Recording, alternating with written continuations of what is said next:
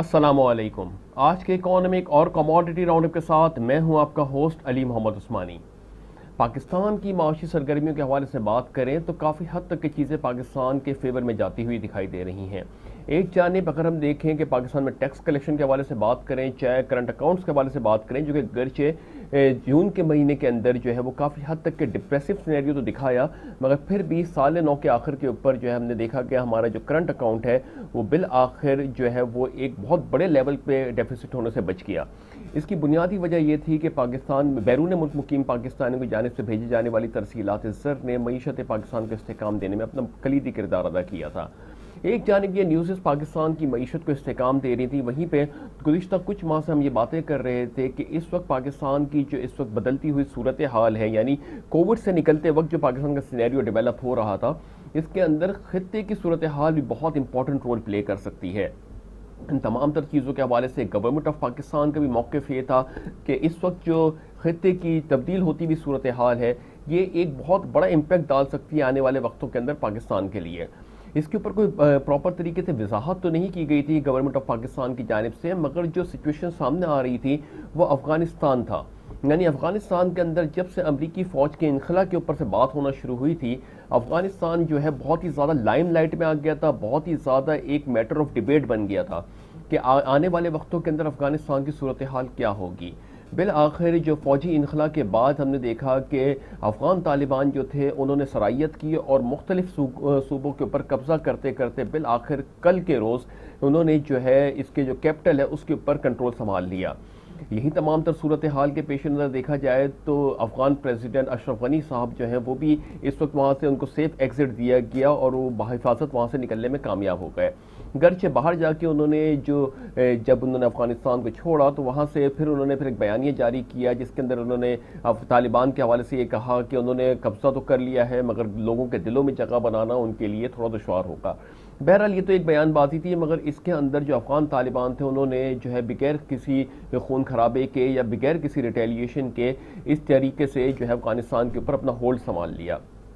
इस चीज़ को काफ़ी हद तक के जो है मिला जुला रुझान पाया जा रहा है। आलमी मार्केट्स के अंदर देखा जाए, चाहे मईशतों के अंदर बात की जाए, कुछ लोग इसको न्यूट्रल लेवल्स पे देख रहे हैं, कहीं कहीं इसको नेगेटिव स्टांस के तौर पे भी देखा जा रहा है, कहीं कहीं ये अमेरिका के ऊपर भी सवाल उठ रहा है कि 20 साल जो है अमेरिका ने यहाँ पे एक खाना जंगी की सूरत हाल रखी, डेवलपमेंट भी की, मगर तमाम तर सिचुएशन के बाद 20 साल के बाद जबकि इतने टेक्नोलॉजिकल एडवांसमेंट के साथ थे, बिल आखिर तालिबान ने वापस होल्ड कैसे संभाल लिया। ये कुछ सवालात हैं जिसके ऊपर जो है वो इस वक्त पूरा फॉरेन मीडिया, हमारा लोकल मीडिया इस वक्त डिस्कशंस कर रहा है। क्या ये स्टेप अच्छा है, बुरा है, ये तो आने वाले वक्तों के अंदर बात करेंगे, मगर जो एक तालिबानाइजेशन से लेके एक पैनिक था और ये जो इसके ऊपर दहशतगर्दी का एक छाप लगी हुई थी, वो एक बहुत बड़ा लम्हा फ़िक्र है इस वक्त पूरी दुनिया के लिए कि गर्चे ये अब एक उन्होंने मुल्क पे कंट्रोल कर लिया है और ये जो इस वक्त जो रिटेलिएशन है या टेररिज्म है वो शायद बहुत तेज़ी से आगे बढ़े। बहरहाल दूसरी जानिब ये मौक़िफ़ दिया जा रहा है कि पहले तो तालिबान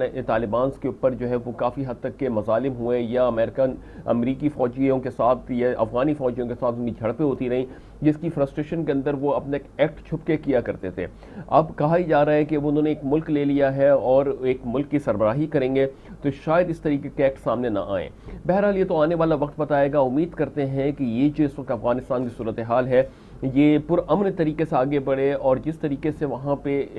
एक अच्छा पैरामीटर को लाते हुए, यानी अशरफ गनी साहब की बात करें कि उनको सेफ एग्जिट जो दिया गया बगैर किसी खून खराबे के, इन चीज़ों पे कंट्रोल किया गया, ये एक अच्छा सिनेरियो था जिसकी वजह से कुछ उम्मीदें भी लगाई जा रही हैं अफ़गानिस्तान से। यहाँ पे इस वक्त जो सिचुएशन है, पाकिस्तान ने अभी तक अपना कोई ऐसा मौक़िफ़ नहीं दिया है। पाकिस्तान भी शुरू से ये कहता चला आया है कि अफ़गानिस्तान के अंदर जो पीस प्रोसेस है या अमन की जो इस वक्त कोशिशें की जा रही हैं, तो वज़ीर-ए-आज़म इमरान खान साहब का मौक़िफ़ ये था कि ये अफ़गानिस्तान का इंटरनल इशू है।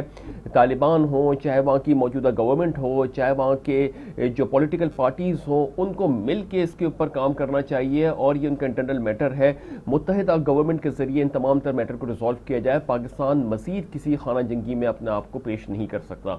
इन्हीं तमाम तर सूरत हाल के पेश नज़र बात करें कि जो अमरीकी फ़ौज जब इनखला कर रही थी तो कहीं कहीं ये र्यूमर्स थी, इसके ऊपर हम ऑथेंटिकेशन के ऊपर साथ बात नहीं कर रहे, मगर ये र्यूमर्स थी या अफवाहें थी कि अमरीकी फ़ौज जो है पाकिस्तान से अपने हवाई अड्डे या फ़ौजी बेसिस का मुतालबा कर रहा है, जिसको पाकिस्तान ने 2 टोक में मुस्तरद कर दिया था। बहरहाल इसमें कितनी सच्चाई है, कितनी हकीकत है, इसके ऊपर कोई बात नहीं हो रही, मगर चूंकि ये र्यूमर की फॉर्म के अंदर पूरी मार्केट के अंदर प्रिवेल कर रही थी, तो इसलिए हमने इसको एज अ र्यूमर के ही तौर पर बात की। तो कहने का मकसद यह है कि पाकिस्तान इस वक्त कोई रिटेलिएशन या कहीं पे भी इस तरीके से जंग के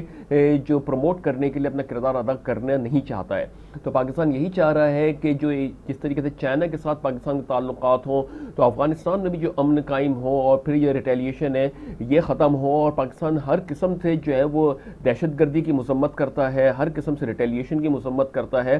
तो ये यकीनन जो है अभी वज़ीर-ए-आज़म इमरान खान साहब ने यही कहा है कि अफगानिस्तान में जो इशू हुए हैं,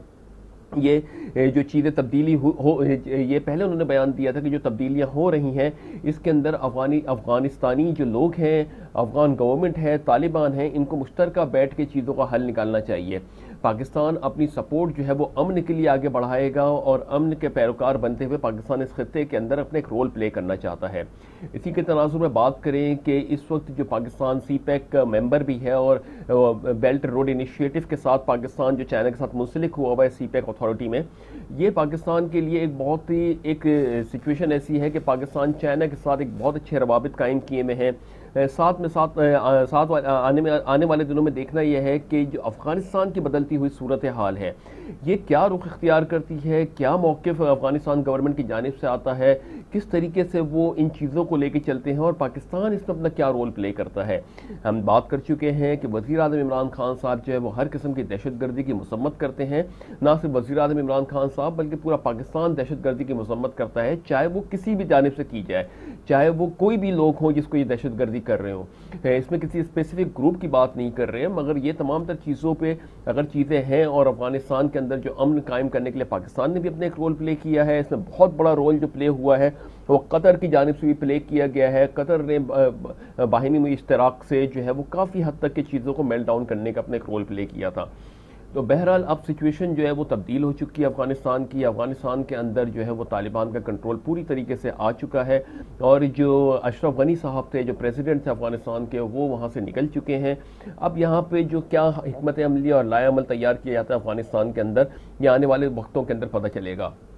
उम्मीद करते हैं कि जिस तरीके से पाकिस्तान अमन के लिए अपनी कोशिशें कर रहा है, तो ये जो आगे पाकिस्तान अफगानिस्तान के साथ अगर कोई बातचीत भी करता है, या उनका वफ्द भी अभी आया हुआ था पाकिस्तान के अंदर मगर वो गवर्नमेंट तो डिसॉल्व हो चुकी है, तो उस वफ्द के साथ भी पाकिस्तान हमेशा ये इस चीज़ के ऊपर बात करता रहा है। गर्चे गुज़िश्ता जो गवर्नमेंट अभी डिसॉल्व हुई है, यानी अशरफ गनी साहब की जो गवर्नमेंट है, इस पर भी पाकिस्तान काफ़ी रिफ्ट्स हो रहे थे, पाकिस्तान के जो अख्तलाफ हो रहा था काफ़ी जगहों के ऊपर। अफगानी गवर्नमेंट जो है वो अफगान गवर्नमेंट पाकिस्तान के ऊपर काफ़ी चीज़ों के ऊपर बात कर रही थी, इल्ज़ाम तराशी हो रही थी, और पाकिस्तान इन चीज़ों के ऊपर यही कह रहा था कि अफगानिस्तान अपने इंटरनल मैटर के अंदर पाकिस्तान को ना घसीटे और इन तमाम तर चीज़ों को बाहिमी इश्तराक के साथ रिजॉल्व किया जाए। तो बहरहाल अमेरिका ने भी पाकिस्तान की तायद की थी। अमेरिका ने भी पाकिस्तान से कहा था कि जो अमन के लिए पाकिस्तान अपना एक मौक़िफ़ रखता है वो एक बहुत ही ज़्यादा एक प्रोमलगेट होना चाहिए और पाकिस्तान इसके ऊपर जो है वो मज़ीद काम करे। तो जिस तरीके से इस वक्त सूरत हाल बदल रही है, ये एक बड़ा एक नया मोड़ आया है। 20-21 साल के बाद लगभग जो है वो अमरीकी फ़ौज ने इनखला किया है और इस इनखला के बाद तालिबान वापस उसी पोजीशन के ऊपर आ गए हैं जो 80-90 की दिहाई में हुआ करते थे। क्या इसके रुख इख्तियार होगा, क्या इसके ऊपर स्टांस लेके जाया जाएगा और किस तरीके से अफगान गवर्नमेंट इनको लेके चलेगी। उम्मीद करते हैं कि जिस तरीके से वो एक शरीयत के निफाज के ऊपर बात कर रहे हैं, तो उसी को आगे अपना बुनियादी नुक्ता नज़र लेके हुए चलेंगे और उसी के तहत अपनी तमाम तर चीज़ों को आगे बढ़ाएंगे। बहरहाल जो ग्रुप ऑफ थाट्स हैं, यानी जो स्कूल्स ऑफ थाट्स हैं, हम ये कह लेंगे जो मुख्तलिफ लोगों के अंदर मुख्तलिफ ओपिनियंस आ रहे हैं। कोई कहता है कि शायद इसकी वजह से दहशतगर्दी को फ़रोग़ मिले, कोई कहता है कि शायद इससे अमन कायम हो जाए। बहरहाल जो पैनिक और खौफ की फ़िज़ा भी बरकरार है, उसके बारे में हम बता चुके हैं कि काफ़ी हद तक की चीज़ें जो आज से 15-16 साल 18 साल पहले होती रही हैं, तो उसके अंदर काफ़ी हद तक के इसका ताल्लुक जो है वो तालिबान से जोड़ा जाता था और तालिबान इसको एंडोर्स भी करते थे। तो बहरहाल वो एक सिचुएशन था, एक दौर था जो गुजर गया, जिसकी वजह से पैनिक भी मौजूद है कि एक वक्त में पाकिस्तान के अंदर काफ़ी हद तक इस टाइप की एक्टिविटीज़ हुई थी। मगर उसके बाद अब हम ये देखते हैं कि एक जानिब अगर तालिबान का मौक़िफ़ लेते हैं तो उनको भी सप्रेस किया गया और उन्होंने फिर वो रिटेलिएशन के अंदर या प्रोवोक होकर उन चीज़ों के ऊपर बात की थी। उस वक्त पाकिस्तान ने मुशर्रफ दौर के अंदर जो है प्रेसिडेंट मुशर्रफ उस वक्त हुआ करते थे, तो उस वक्त पाकिस्तान ने कोalition सपोर्ट फंड के नाम के ऊपर अमेरिका के साथ जो है वो इनकी जंग के अंदर अपने आप को शरीक किया था। बहरहाल इस वक्त अगर देखें तो वज़ीर-ए-आज़म इमरान खान साहब बिल्कुल इसके अगेंस्ट हैं, और वो बिल्कुल अगर पिछले 2-3 माह से या 4 माह से जब हम देख रहे हैं, बिल्कुल बल्कि देखें सितंबर से जब से ये इनखला शुरू हुआ था तो उसके वक्त से ही पाकिस्तान ने अपने आप को साइडलाइन किया हुआ था, और इस मामले में कोई भी अपनी राय से नहीं दे रहा था कि जो किसी भी ग्रुप के लिए दिलशिकनी का बाइस बने। तो अब आगे हम देखते हैं कि उम्मीद करते हैं कि बड़े सेंसिबल अप्रोच के साथ पाकिस्तान को चलना होगा, और बल्कि पाकिस्तान चल भी सेंसिबल अप्रोच के साथ रहा है, क्योंकि इस वक्त खित्ते के अंदर पाकिस्तान एक बहुत हैसियत रखता है, जिसके साथ ईरान भी मुंसलिक है, मशरिक़ वस्ता भी मुंसलिक है, यहाँ पे इंडिया भी मुंसलिक है, फिर ऊपर अफगानिस्तान और चाइना है। तो पाकिस्तान ने बड़े एक सेंसिबल तरीके से एक ऐसे चीज़ों को लेकर चलना है कि इस अमन के सफ़ीर के तौर पर जो पाकिस्तान आगे बढ़ रहा है, ये जो है इसी तरीके से पाकिस्तान आगे बढ़ता रहे।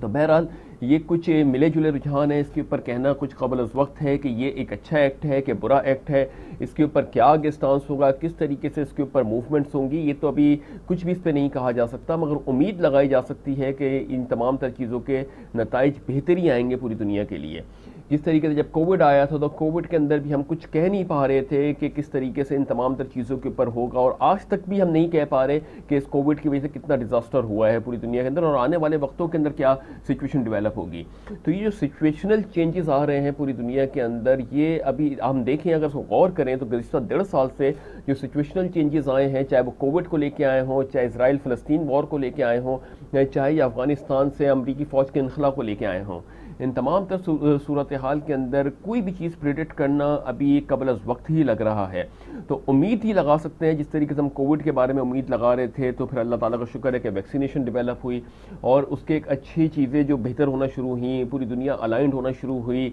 जो सिस्टम्स हैं उनके अंदर तब्दीलियाँ आना शुरू हुई, वो मईशतें जो ये एक्सपेक्ट भी नहीं कर सकती थी कि कभी उनको इतने बड़े लेवल पर सेटबैक्स होंगे, वो भी हमको होते हुए दिखे, और फिर काफ़ी चीज़ों के अंदर सिस्टमेटिकली चेंज भी आता हुआ दिखाई दिया। जहाँ पे एक ममालिकों को कुछ ममालिकों के अंदर जो है वो कर्ज़े जात के ऊपर बात हो रही थी, IMF की इन्वॉल्वमेंट थी, वहाँ पे उन्हीं ममालिकों को दोबारा जो है वो कोरोना की वजह से असिस्टेंस फराहम की गई। तो वन ऑफ द सडन चीज़ें तब्दील हुई हैं पूरी दुनिया के अंदर। ये वाला सिचुएशन भी जो आई है, इसके अंदर भी हम बिल्कुल ही नेगेटिव या बिल्कुल ही पॉजिटिव स्टांस पे नहीं जा रहे अभी इस वक्त, या हम इसको डिप्लोमेटिक ओपिनियन भी अगर आप कह सकते हैं तो कह सकते हैं बिल्कुल, क्योंकि इस पे अभी कुछ भी चीज़ कहना कबल अज़ वक्त है। सिर्फ उम्मीद लगा सकते हैं, सिर्फ एक जो चीज़ हमारे लिए पॉजिटिव है वो ये है कि बगैर खून खराबे की ये चीज़ें हुई हैं। तो उम्मीद करते हैं कि आने वाले वक्तों के अंदर भी ये जो अफ़गानिस्तान है, अफ़गान गवर्नमेंट है या तालिबान है इस वक्त जो, वो भी अमन को लेके आगे चलेंगे, और इस्लाम के नफूस के लिए जो भी शरीयत मोहम्मदी सल्लल्लाहु अलैहि वसल्लम के तहत होती हैं चीज़ें, उसको लेके आगे बढ़ेंगे। तो यकीनन उस चीज़ से तो कोई इनहराफ नहीं है, क्योंकि नबी अकरम सल्लल्लाहु अलैहि वसल्लम की शरीयत की अगर बात करें तो ये वो ऐसी शरीयत है, ऐसी पर्सनैलिटीज़ हैं, ऐसी शख्सियत हैं कि जिनके ऊपर अगर कोई तकलीफ़ भी आती थी किसी की जानिब से तो वो उसके लिए दुआ ही करते थे। तो हमें भी उसी तरीके के मुसलमान बनना है कि जिस तरीके से इस शरीयत को लेके पाकिस्तान का भी मौक़िफ़ यही है कि रियासत मदीना को लेके चलना चाहिए। तो ये सिर्फ हुकूमती इदारों की जिम्मेदारी नहीं है कि अफ़गान में तालिबान की जिम्मेदारी आ गई या पाकिस्तान में इमरान खान साहब ने कह दिया तो ये जिम्मेदारी हो गई। ये जिम्मेदारी हम सब पे लागू होती है, यानी फ्रॉम टॉप टू बॉटम हर एक मुसलमान के ऊपर ये जिम्मेदारी लागू होती है कि वो अपने किरदार से, अपने अमल से नबी करीम सल्लल्लाहु अलैहि वसल्लम की शरीयत को ज़िंदा रखे, और उनके जो हुस्न अखलाक हैं उसको अपना पैरामीटर बनाएं, और उस पैरामीटर के साथ जब दुनिया को लेके आगे चलेंगे तो इतनी सब्र और बर्दाश्त आपके अंदर पैदा हो जाती है कि फिर जो है आपके लिए रास्ते बहुत आसान हो जाते हैं। तो ये एक बहुत इंपॉर्टेंट नुक्ता नज़र है कि जब शरीयत की बात करते हैं तो कानून निफाज करने से पहले या किसी भी चीज़ को इम्प्लीमेंट करने से पहले शरई बेसिस के ऊपर हमें अपने अखलाक को, अपने किरदार को उस चीज़ में ढालना होगा, ताकि हम फिर जब उस चीज़ को लेके आगे बढ़ें तो उसके समरात हमारे सामने आएँ। इसके बारे में ये तमाम तर चीज़ें जो हैं हमें अपने अखलाक की सबसे पहले डेवलपमेंट करनी होगी। जिनके डेवलप हैं यकीनन वो बहुत अच्छे लोगों में से आते हैं। मैं अपनी बात कर रहा हूँ कि हम सबको अपनी चीज़ों के अंदर देखना होगा, सब्र बर्दाश्त पैदा करना होगा, और अपने फोकस लेके आगे बढ़ेंगे तो इंशाअल्लाह ताला ये जो हमारा रियासत मदीना का कॉन्सेप्ट है पाकिस्तान का, या किसी भी मुसलमान का कॉन्सेप्ट है कि वो इस्लाम को निफाज करे, तो वो आगे अबूर करने में और आसानी होती रहती है। तो ये एक बहुत इंपॉर्टेंट नुक्ता नज़र है, बहुत इंपॉर्टेंट तब्दीलियां हुई हैं पूरी दुनिया के अंदर। देखना यह है कि किस तरीके से आगे सिचुएशन अपना रुख मोड़ती है। तो उम्मीद करते हैं कि इसके अच्छे समरात आए सामने। आज हमने सिर्फ इस सिचुएशन को कवर किया है क्योंकि ये इन तमाम तर सिचुएशन के अंदर पूरा इंटरनेशनल मीडिया, पूरा फॉरेन मीडिया इस चीज़ के ऊपर बात कर रहा है। पाकिस्तान और इंडिया के साथ भी इस वक्त जो बहरहाल अगर देखें तो 14 अगस्त को पाकिस्तान आज़ाद हुआ था, 15 अगस्त को इंडिया आज़ाद हुआ था और 15 अगस्त को जो है वो तालिबान ने भी इस पर कंट्रोल किया। जो 3 ऐसे ममालिक इस जगह के ऊपर हैं जिनकी अगर देखें कंट्रोलिंग देखें या जिनके ऊपर अगर हुकूमत के चेंजेस देखें बड़े लेवल का, तो वो इन्हीं 14-15 अगस्त के दरमियान ही आई हैं।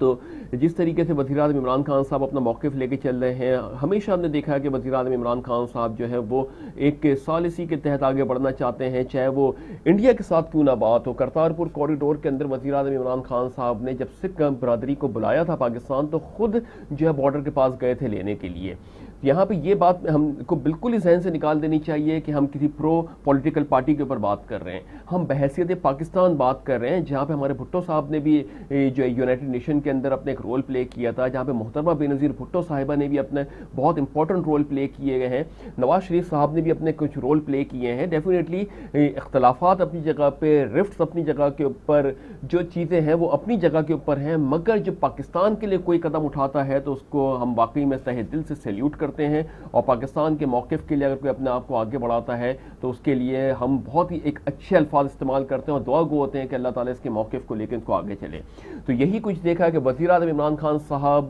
ने जब इन तमाम तर चीज़ों के ऊपर बात की, एक मुल्क की हैसियत से बात करेंगे। अभी हम डोमेस्टिक लेवल में बात नहीं कर रहे कि क्या करप्शन हुई, क्या चीज़ें तब्दील हुई, बल्कि जब इंटरनेशनल कम्युनिटी के अंदर पाकिस्तान को एक नुमाइंदगी की जा रही है तो वहाँ पे हमारे बेशतर लीडर्स ने बहुत इंपॉर्टेंट रोल प्ले किए हैं। यही वजह है, बुनियादी वजह है कि पाकिस्तान आज भी एक ज़रा सा उसको सपोर्ट मिलती है कि पूरी दुनिया की नज़रें पाकिस्तान की तरफ घूम जाती हैं। यही सूरत हाल है कि वज़ीर-ए-आज़म इमरान खान साहब जो इस मनसब पे बैठे हैं, उन्होंने भी इस रविश को बरकरार किया। ये एक बहुत अच्छी चीज़ है जो हमारे पूरे तमाम लीडर्स के अंदर पाई गई है। अपार्ट फ्रॉम इंटरनल चीज़ों के ऊपर जिसके ऊपर कुछ करप्शन के इल्ज़ाम होते हैं, कभी कुछ चीज़ों के इल्ज़ाम होते हैं, वो फिर हमारा सुप्रीम कोर्ट या आला अदलिया की जिम्मेदारी है कि उसको वो उसके ऊपर जस्टिस दे या उसके ऊपर फैसला करे। मगर जो जब मुल्क की बात आती है तो ये अच्छी बात है कि अब तमाम पाकिस्तानी एकजा होकर आगे बढ़ते हैं। तो जिस तरीके से हमने देखा कि इमरान खान साहब जब करतारपुर कॉरिडोर का हुआ था तो खुद गए थे बस के ऊपर और ज़ायरीन को लेके आए थे, ये एक बहुत अच्छा मैसेज था। यानी पाकिस्तान हमेशा इंडिया के साथ भी एक अच्छे ताल्लुकात जो है बढ़ाना चाहता है, चाइना के साथ भी, अफगानिस्तान के साथ भी, मशरिक़ वस्ता के साथ भी। और पाकिस्तान का कभी भी मौक़िफ़ नहीं है और बहैसियत मुसलमान कभी भी पाकिस्तान की कोशिश ये होगी कि वो कभी किसी भी मईशत के ऊपर डायरेक्ट अटैक ना करे। तो ये जो सिचुएशन बन रही है इसमें उम्मीद करते हैं कि चीज़ें बेहतर हों और पाकिस्तान के लिए आने वाले वक्त बहुत ही अच्छे साबित हों। तो ये तो थी कुछ डोमेस्टिक न्यूज़। इंटरनेशनल न्यूज़ के ऊपर बात करेंगे एक छोटे से ब्रेक के बाद।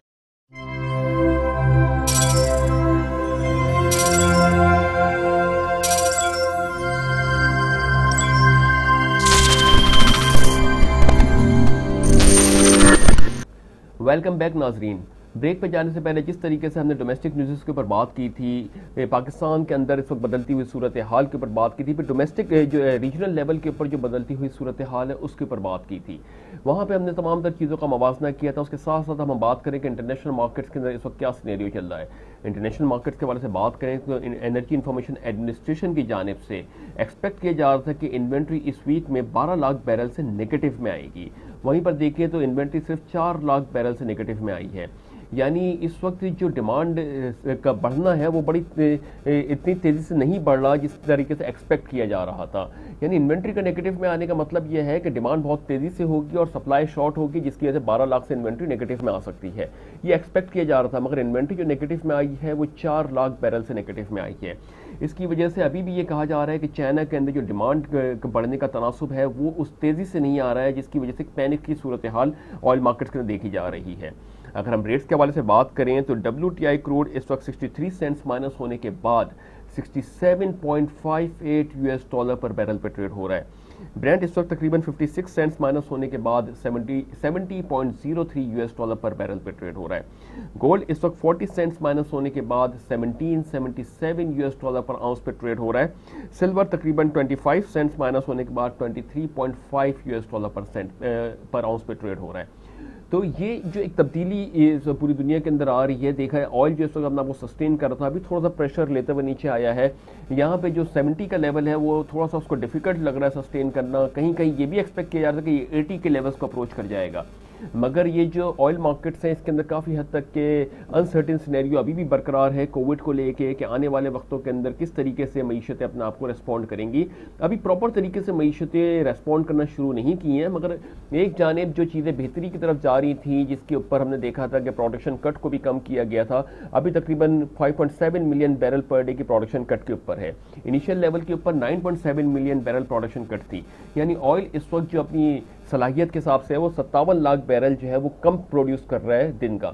तो जिसकी वजह से ऑयल की जो डिमांड और सप्लाई है उसके गैप में हमने कमी देखी और ऑयल अपने आप को रिकवर किया एक नेगेटिव सेंटीमेंट्स के बाद। मगर अब ये चीज़ें जो है वो थोड़ा सा जो चाइना मार्केट्स हैं या ऑस्ट्रेलियन मार्केट्स हैं जिसके अंदर काफ़ी हद तक के अभी डेल्टा वेरिएंट की वजह से तशवीश पाई जा रही है। पाकिस्तान में भी कहा जा रहा है कि केसेस में इजाफा जो है बहुत तेज़ी से हो रहा है, या पॉजिटिविटी रेशो 8.5 से 9% के करीब आ गया है। तो उम्मीद करते हैं कि आने वाले दिनों के अंदर ये तमाम तर चीज़ें जो है वो अपने